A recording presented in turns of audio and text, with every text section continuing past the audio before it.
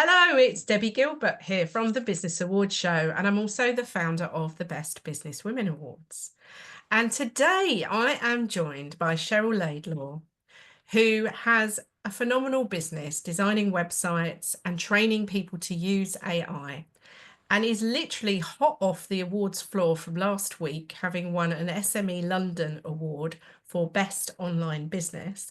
And she also won the Gold Award for Best Businesswoman in STEM last year. And awards have played quite a critical part of her business development and growth. But she's also somebody who's really made it her business to get to know people, to network, and to become that go-to person for all things web and AI. So welcome, Cheryl. Thank you for having me, Debs. Oh, it's lovely to see you. And you. So let's start off by talking about your journey. So you've had a business for quite some time now. So what made you set up your business and what is it exactly that you do? Oh, okay. So I started my business in 2010. So a long time ago now. Feels like a lifetime.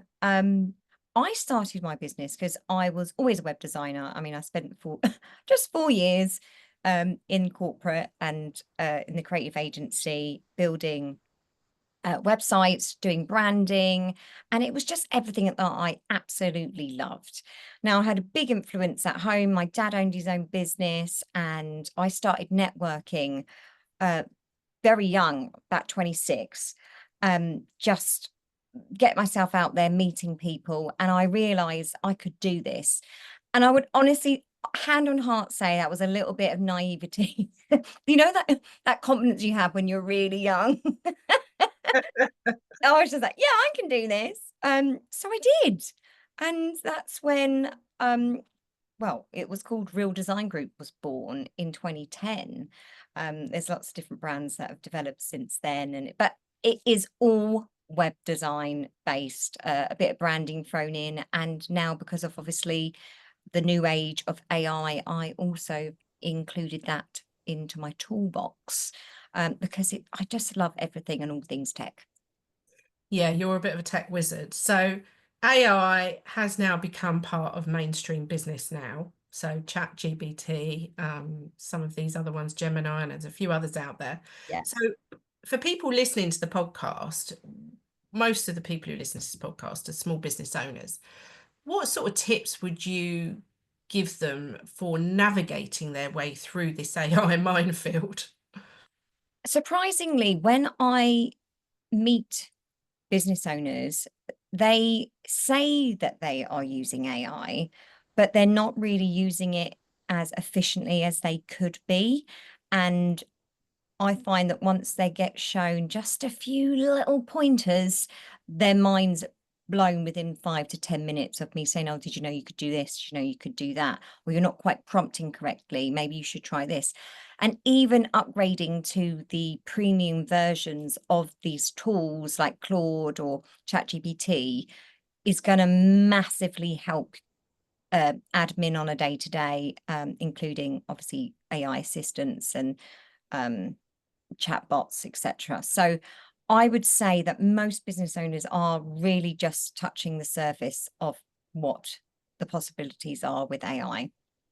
And because every business is different, it's probably best to work with somebody like yourself and do a kind of full review. And then you would be able to say, look, these are the tools that you could use, and this is what you can do, rather than trying to find your way through it yourself. Exactly. It's good to find out what day-to-day things do you do.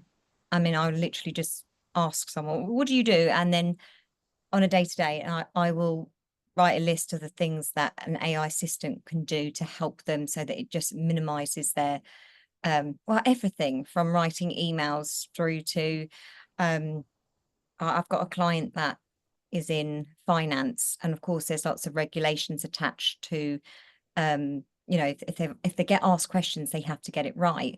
So they've set up an AI assistant that has all the rules and regulations within it, so that if an email comes in, asks a question, yes, my client already knows the answer, but they can just whack it through the assistant, and the answer is there in an email, and she can send it back. Obviously, she can check it, send it back, and it's done. Yeah, which is a great use, much better use of the time. Yes. So you've added AI training to your toolbox, as somebody who designs websites. There's been this trend over the last few years for DIY websites. Mm-hmm. So what is it that a web designer can bring to the table that somebody that's sitting behind a keyboard, ticking a few boxes and creating their own website can't do? So at the moment, and still for the last 5 to 10 years, as long as Wix has been around, Squarespace, and all the other sort of do-it-yourself tools, they're great for getting you up and running. Some people run their whole businesses using these tools, and that's great. But we find that they're not very efficient in the SEO department. So Google doesn't really rate them or rank them very highly, basically very high. So therefore, what's the point of having a website if you can't actually get to the top of page 1 or even page 2? So that's probably the number one reason why. I mean, they're great, but they're just, they're not going to reach you. You need to develop to the next level, which is why I always say I'm always the second website. You come to me on your second website. Try it yourself first, and then you want to look into your branding and make everything a little bit more professional, get some professional photographs taken, and then go to that next level and get a professional website designed and built. Yeah, because I spoke to someone recently who'd said to me exactly that. And she'd said, I wasn't sure that the business would work, it would take off. I didn't want to invest a load of money. And I decided just to do this website myself. And now I've realized that it's not standing up against the competitors that I'm in that marketplace with. And the business is starting to become successful. And now I feel embarrassed when I show people my website. So she was going off to find someone to do her website for that very reason. Do you get a lot of people who have that website embarrassment? Yeah, website embarrassment is probably the number one reason why they do come to me, to the point where they're like, don't look at it, don't. Well, I kind of have to have a look at what you've been up to the last few years and what you've been like, what's your skill set? Are you familiar with tech? How much hand holding do you need? And most people will always say, I've got no idea. That's why I've come to you, Cheryl. But they normally have a little bit more of an idea. They don't give themselves enough credit. You know what I think is it's like another task in your business, like doing your own books or doing your own marketing or doing your own graphic design. If you're not an expert in those areas, it's actually a false economy in the end, and you're much better off outsourcing it to somebody who knows what they're doing. Well, people say this. I actually outsource. When I have my websites built, I outsource it. And people are like, what? Why? I outsource the design because I cannot get out of my own head. So there's been times where I've had to go, oh my goodness, can you take a look at this because it is driving me mad? And I was meant to have a new website last month, etc., etc. So it has been known for me to get a designer in to just design my website because I'm just too close to it. So, I mean, it's tax deductible, right? Yeah, It's exactly. it's a no-brainer, and you might as well have something that you're really proud of, and get something out online the quickest. Another thing is I have clients that are perfectionists, and I just say to them, the quicker your website's online, we can build and develop it as we go on, because your website should always be a evolving a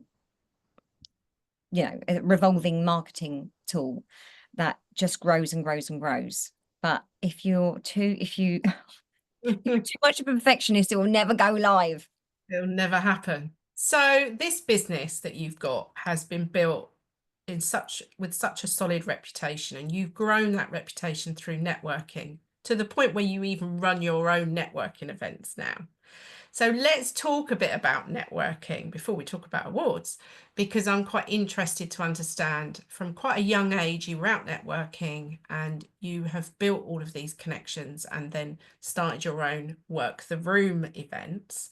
So talk me through how important this has been to you. So for me, networking has always been part of my strategy. Whenever I look at the leads that I get in, I would say a third, if not half of the people that come and inquire, I've either met them through networking or someone has given me giving them my details as a result of them networking with them elsewhere. So for me, and that's why I started Work the Room with Liz, networking will always be part of my strategy, face to face. And again, we do the Zoom as well. I'm part of a couple of other Zoom networking events. And I just make sure that my face is out there. And that's the most important thing. And you're also very hot on your own social media. I do try. I do try. So Work the Room is not a membership group, is it? No, anyone can come. We do it quarterly and it's based in London. So it's just book a ticket, come along. Come along, have some champagne, have a free course meal, enjoy yourself. Oh, sounds great. We'll make sure we add the links to the show notes for that event. So let's talk about awards. So 5 years ago, you won a Rising Star Award from We Are the City. And did that kind of inspire you and make you realise how important awards can be in your business journey? Yeah, absolutely. So my first ever award entry was with, oh God, Women of the Future. Ooh. And you had to be under 35. And I just about scraped in and I got highly commended Oh, wow. Entrepreneur of the Year. Mm. And I was absolutely over the moon with highly commended.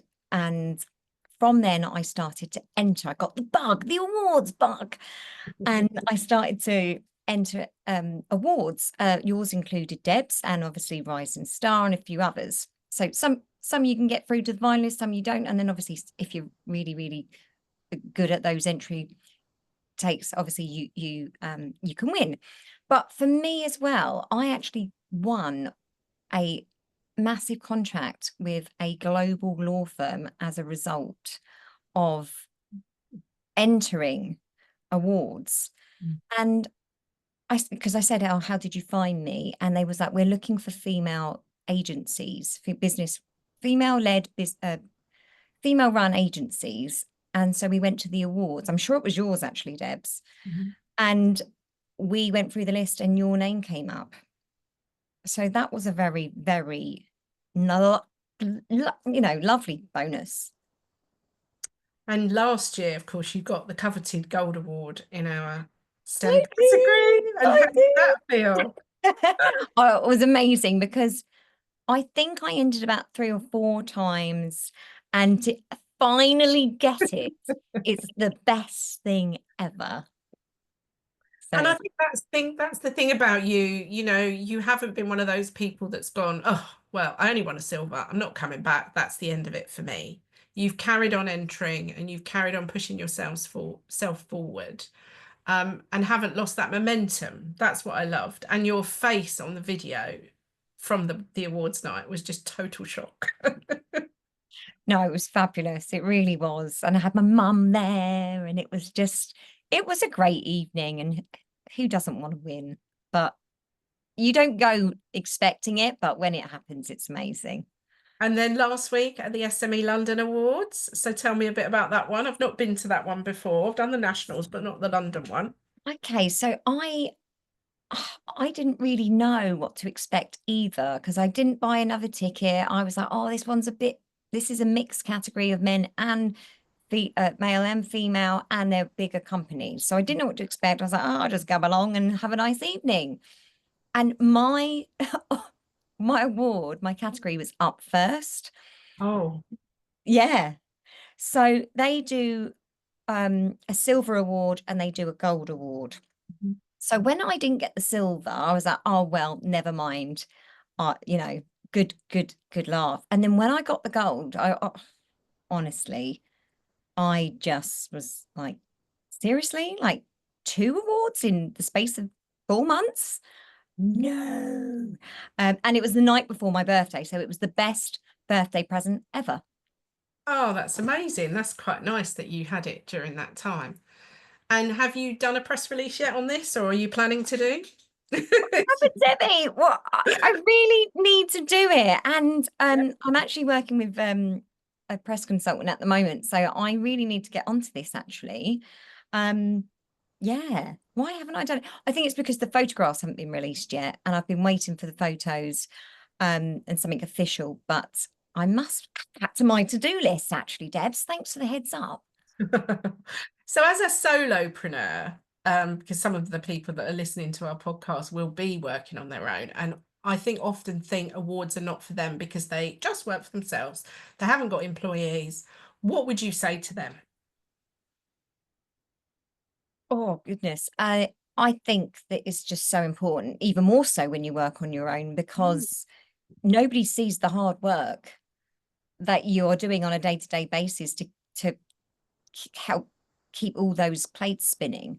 You know, we are, like you say, sometimes we do our own books, our own marketing, our own websites, our everything, to the point where at the end of the day, you just wear so many hats, and to make a difference to people's businesses, because that's really what we are doing. We're making a difference. We're making their bottom line, we're increasing their bottom line, and should be, if you're a service-based business, increasing their turnover, right? So why not shout about it? Exactly that. Why not shout about it?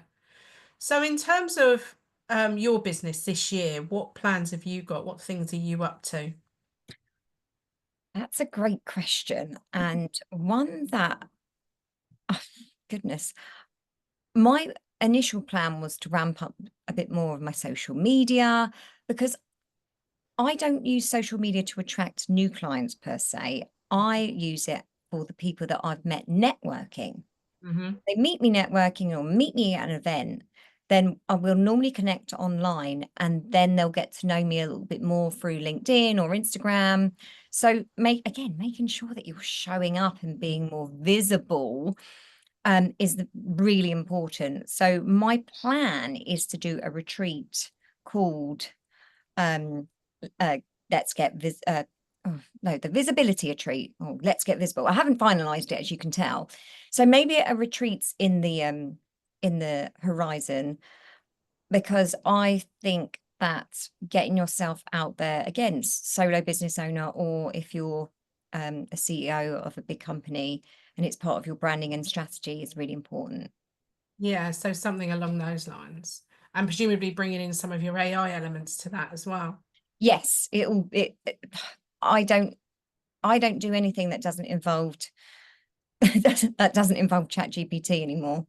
And is that your, I was going to ask what your favorite AI platforms are. So is ChatGPT one of your faves? Yes, that and Claude. Claude, you like They, Claude? they do the same thing, but there's limitations with each of them. But it's whatever you're comfortable with. Which ones do you like for graphics? Midjourney. You like Midjourney? Yeah. Yeah. It's great to play around with it. I did one the other day. I said I'd like a peacock sitting writing a letter. It created a peacock writing a letter, and I was like, oh. They're so great. They're so good. You could get stuck down a rabbit hole with it, though. I think you do have to put a timer on you and say, right, I'm going to spend half an hour on it, because I love playing around with the graphics side of it. It's just, I've got a timer on my TikTok for that exact yeah, reason. I think you do. I think you do need that. So, any last minute tips before we finish the podcast today? Tips, what, marketing, websites, Generally, anything you AI? might not have shared that you think, oh, actually, I want to share that with the world. Goodness. I think networking for me is the most important thing that you can do as a business owner. I've done a bit of mentoring, just a small bits and pieces with Small Business Britain. And I always say to the mentees, go and get yourself out there, get yourself out to a coffee morning or a breakfast club, and start talking to other business owners, whether it's on Zoom or it's at a 5-star restaurant. Get yourself out there. Yeah, it's good advice, that, because actually sitting behind a keyboard all day is not good for anybody. Not good for anybody. Actually, we can give a shout out to the guys at Small Business Britain and F Entrepreneur, because you're part of F Entrepreneur. Yes. So am I. It's a great organisation, and entries open for that in September. It's run by the lovely Michelle and Karen Campbell. And also Small Business Britain, they do the Small Business 100, don't they, every year? So although they're not per se awards, they are a level of recognition, because you're getting picked out to be, part of that 100 list every year. So you're part of both, I think. Yes, I am. Again, don't know how I got involved, but because I got the bug for everything Ignition. You're just applying for everything. Exactly, but it looks really good on the bottom of my email signature. Yeah, it does. And they do so much to support small businesses, that if you're listening to podcasts today and you haven't checked them out, go and check out Small Business Britain and F Entrepreneur. And also, can I mention Enterprising Nation as well, while we're talking about supportive organisations, because all of these organisations really can help you boost your business, can't they? Absolutely. I have been to the House of Lords. I've been to Downing Street as a representative of F Entrepreneur. The events that they put on and the webinars that they put on are just amazing. Yeah. Well, I wish you continued success on your business journey. I'm sure we'll be seeing you win more awards, and we will make sure that Cheryl's details are in the show notes so that you can contact her if you want to demystify AI, which is a huge subject, but I'm sure you can help, or you need a new website, or you are interested in some networking with Work the Room. So thank you very much for joining me today. Thank you very much for having me, Deb. See you soon. See you soon.